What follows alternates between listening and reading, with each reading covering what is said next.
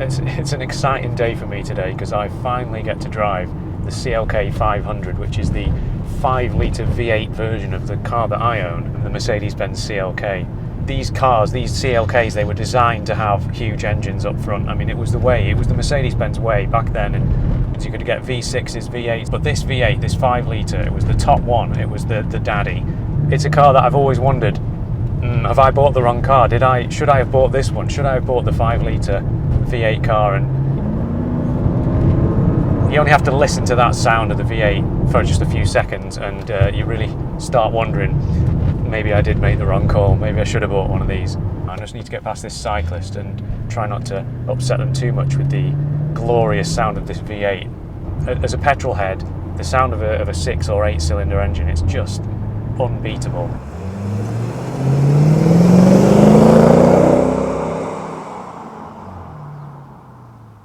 The second generation CLK is a mid-size luxury coupe built by Mercedes from 2002 until 2009. It's a fantastic looking car, elegant, sporty and sleek, yet understated. Roll the windows down and the pillarless design is revealed, an ethos that Mercedes have followed for decades in their high-end coupes. This CLK 500 has 306 horsepower and 460 Nm of torque. It feels smooth and quick enough, but it's no AMG. It's about the experience and how it makes you feel, rather than out-and-out performance. Yes. My goodness, yes.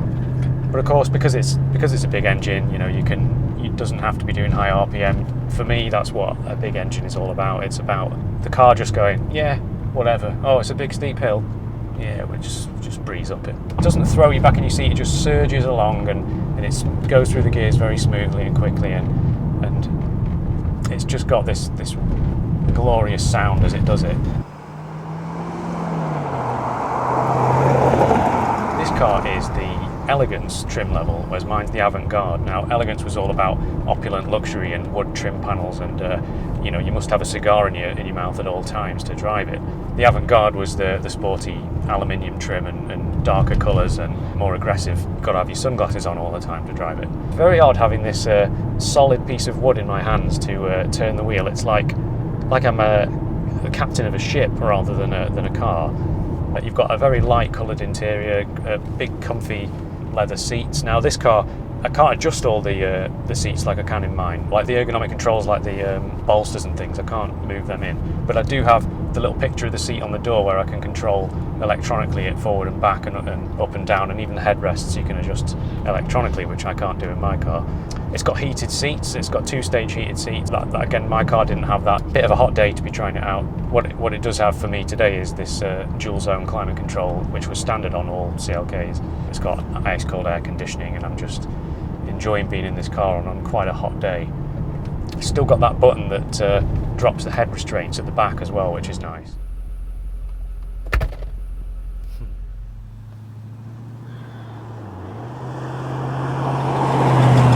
This car is an early 2002 version of the CLK, so it's the pre-facelift. Now that means that the interior is different. There's different centre console here, centre stack, like it's a little bit more old school, the buttons are different. The buttons feel a little bit cheaper, I think, than my car, the facelift model. They're fine, they do the job, and they're not terrible. They must have used some suspect materials though, as over time this little dial for the climate control has gone all weird and sticky. And it's got a tape deck, which my car has a CD player. I mean, even CD players are absolutely out of date now and completely old hat, but this one's got a blooming Mercedes-Benz Audio 10, and this little kind of orange LCD screen, which looks really out of date actually in this car, because this has got the really nice dials like the rev counter and the big clock and the little screen in the middle that's integrated into the dials. Also, the exterior, you had a different front end and a different rear end, at least different rear tail lights. It took me a while to really notice the difference between the original and facelift models. It's that smiley face looking grille underneath versus the facelift with its more aggressive open mouth style.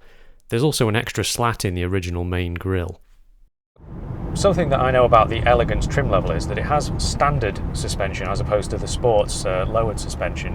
I thought it was going to be less enjoyable in the corners and more of a sort of comfortable cruiser, but I have to say the ride quality is pretty good in this car. It's better than my car. It's still got the same 18-inch alloy wheels, but somehow it's got a much smoother and more comfortable ride. It's obviously still got that slightly firm edge, so you can tell that this car was designed to have a sporting edge, but it actually still handles really nicely. It feels pretty much as good as my car. I can't really tell the difference.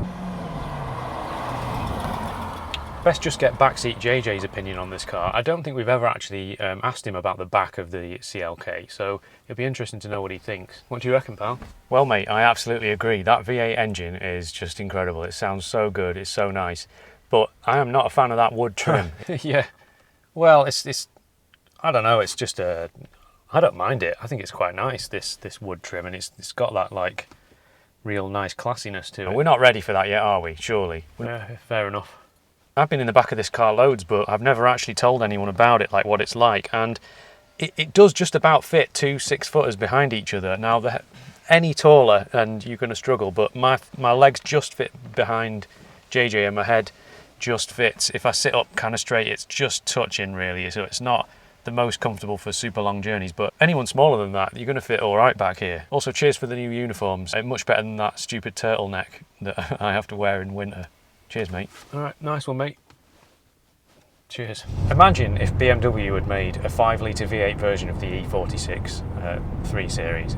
It would be worth an absolute fortune. It would be a legendary car. But, you know, this CLK 500, they are not that expensive to buy, really, in the grand scheme of things. To buy this rear-wheel drive sporting coupe made by the guys that invented cars, you can pick them up for reasonable money. So I think that this car in the future will be, you know, a classic that people will be more sought after. One of the real great things about the CLK that you may not have thought about is that if you compare this car to the cars higher up in the Mercedes-Benz hierarchy, like the CL, that car has got air ride suspension. It's got some very complicated technology on it, and those cars, they can be very expensive to repair when they go wrong, and of course they do go wrong. They're very complicated. This CLK, it doesn't have the air ride suspension. It's got normal suspension. It's basically a normal Mercedes-Benz. It's based on the C-Class underneath. And yet, you get this glorious engine, you get this beautiful styling, you get this pillarless design. It's not going to break the bank. You know, as long as you buy one that's been looked after, as I always say, there's not really these big horror stories to look out for. I just want to say a huge thank you to Zach from IGM Pedigree Motors. He's based in Macclesfield in Cheshire, and he sells modern classics, affordable modern classics like this car, which may well still be for sale by the time this video comes out, so if I haven't already bought it. And of course, the CLK remains an excellent choice with any engine really, be it the diesel engines or the compressor, right through to the 5-litre or the AMG models even. You can't really go wrong. Whether I buy a 500 or not, I'm not really that sure, but you know, I certainly wouldn't regret it if I did. And I don't think you would either. So yeah, thank you very much for watching. If you want to see the recent video I did on the CLK, then click up there, and I'll see you in the next video.